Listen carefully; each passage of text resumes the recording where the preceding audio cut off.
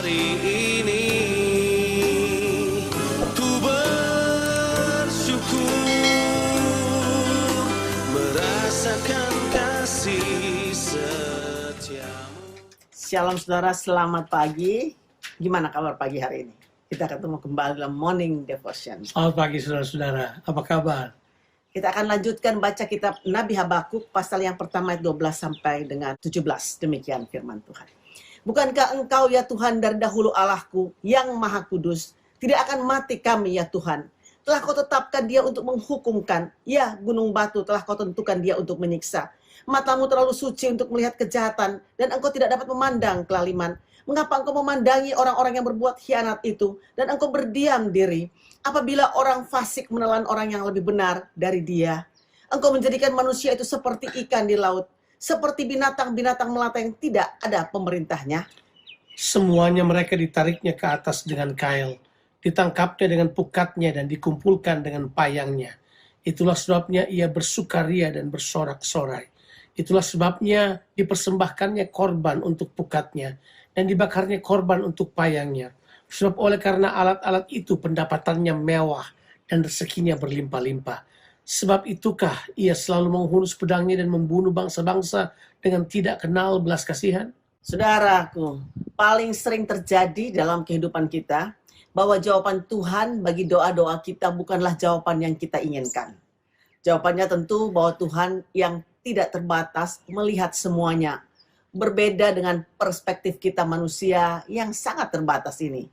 Sekali lagi, Nabi Habakuk menyampaikan argumentasinya bahwa mana mungkin Tuhan yang kudus memakai bangsa yang najis dan jahat untuk menghukum atau menjadi alat hukuman umat perjanjian yang dikuduskannya.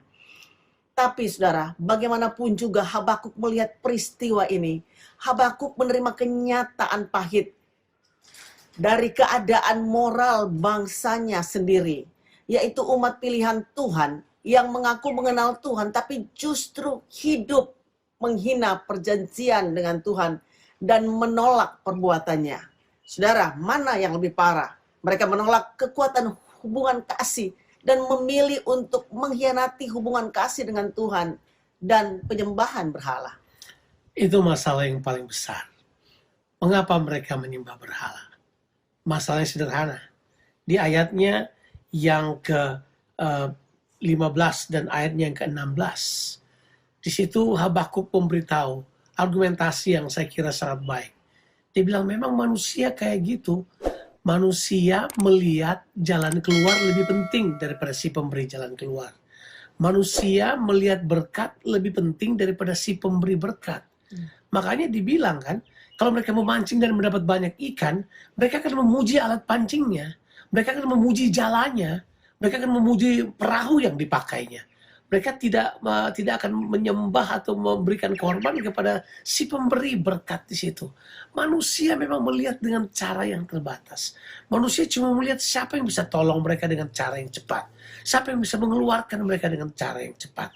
Dan disinilah dilihat oleh Nabi Habakuk betapa merosotnya cara hidup manusia yang selalu menganggap pemberian Tuhan lebih penting daripada pemberi itu sendiri, daripada Tuhan itu sendiri.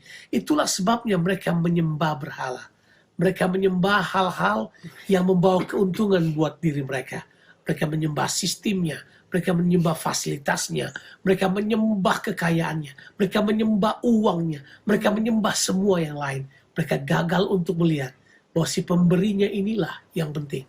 Dan Tuhan sekarang punya sebuah cara untuk mengubah cara berpikir mereka. Oh, memang benar bahwa penghakiman selalu dimulai dari rumah Tuhan. Karena Tuhan berniat untuk menjadikan umatnya sebagai standar.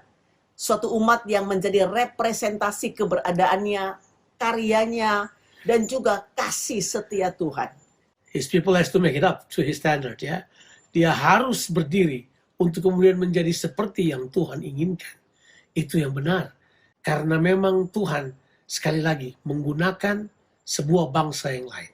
Bukan Tuhan mengasihi atau Tuhan menyukai cara hidup mereka yang mementingkan diri sendiri, sombong, angkuh karena kekuatan dan kecepatannya. Bukan. Tapi Tuhan memakai mereka untuk mengajar bangsa Israel. Bahwa kalian lihat Mereka juga menyembah berhala seperti kalian. Kamu menyembah berhala. Kamu menyembah apa yang sebenarnya Tuhan berikan kepadamu. Kamu tidak menyembah Tuhan. Sekarang Tuhan berkata, aku akan kirim kamu kepada sebuah bangsa yang penuh penyembahan berhala. Agar kamu belajar bahwa Tuhanlah yang memberi segala sesuatu. Semua berhala itu hanyalah pemberian Tuhan. Kita harus lebih menghargai pemberian Tuhan. Menghargai pribadi Tuhan. Dan bukan pemberiannya. Kita perlu sekali kembali untuk melihat hal ini. Perspektif Tuhan adalah Tuhan mau mereka mengenal pribadinya. Tuhan Amen. mau kita semua mengenal Ya. pribadinya. Di tengah-tengah pandemi ini, semua orang berusaha untuk mencari ini dan itu. Yuk, sebagai umat Tuhan, arahkan pandanganmu kepada Tuhan. Ikuti tuntunannya. Mari kita masuk kepada hal-hal yang baru yang dia persiapkan buat kita. Jangan menggerutu, jangan marah ini, jangan marah itu. Mari jadi standar orang percaya yang hidup menurut kehendak Allah. Kita patuhi pemerintah. Kita ikuti apa yang baik yang harus kita kerjakan dalam normal baru ini. Kita hidup seperti yang dia mau. Tapi jangan lupa, tetaplah ingat, Tuhan yang utama. Pribadinya yang menjadi Ya. fokus kita dalam kehidupan ini. Ya saudara, mari kita rubah sikap kepercayaan kita. Yaitu kita nggak konsentrasi pada berkatnya. Atau pada hal-hal yang di sekitar kita yang kita bisa lihat dengan mata jasmani kita. Tapi saudara, kita konsentrasi pada pemberi berkatnya, sumber segala berkat, yaitu Tuhan kita Yesus Kristus. Tuhan berkati saudara sekalian. Amin.